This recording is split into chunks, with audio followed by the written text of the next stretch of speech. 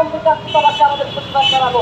ইনশাআল্লাহ আপনারা রাজি আছেন তো? ইনশাআল্লাহ আমাদের সহযোগিতা করুন।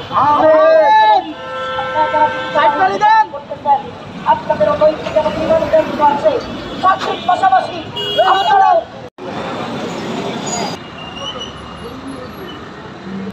আমরা আজকে শান্তশিষ্টভাবে শুধু স্মারকলিপি দিতে আসছি।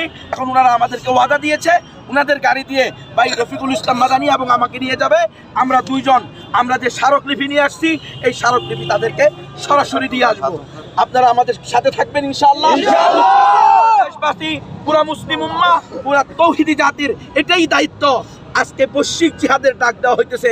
আজকে বিভিন্ন জায়গা থেকে বিভিন্ন সংগঠন থেকে বিশ্ব উলামা পরিষদের পক্ষ থেকে বলা হয়েছে এটা জিহাদ ফি সাবিলিল্লাহ ফরজ হয়ে গেছে মুসলমানদের জন্য। কিন্তু শুধু মিটিং মিছিল না, আমি পুরা মুসলিম জাতিকে অগ্রসর হতে বলবো।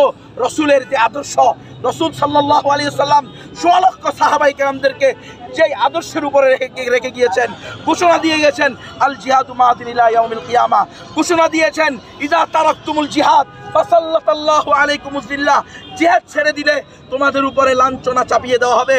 হে মুসলিম উম্মাহ, হে মুসলমানদের নেতারা, তথাকথিত বিশ্বের মুসলিম নেতারা আজকে পারমাণবিক অস্ত্রের দরজাদারি হয়ে মালিক হয়ে বসে আছো, কিন্তু তোমরা কিছুই করতে পারতেছো না। এর একমাত্র কারণ জিহাদ ছেড়ে দেওয়া। বিশ্বের দরবারে মুসলমান নির্যাতিত, নিপীড়িত, নিষ্পেষিত।